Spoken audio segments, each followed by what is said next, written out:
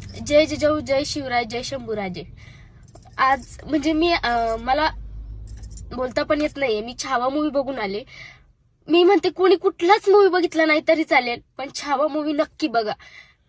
एकतर आपल्या महाराजांची त्यात किती महान त्यांनी आपल्यासाठी काय काय कामं केलीत किंवा किती त्यांनी त्रास सहन केलाय.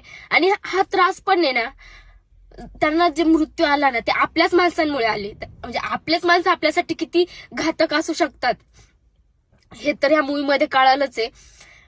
पण त्या महाराजांनी, राजांनी आज आपल्यासाठी काय केलंय हे आपल्या पिढीला दाखवण्याची खूप जास्त गरज आहे.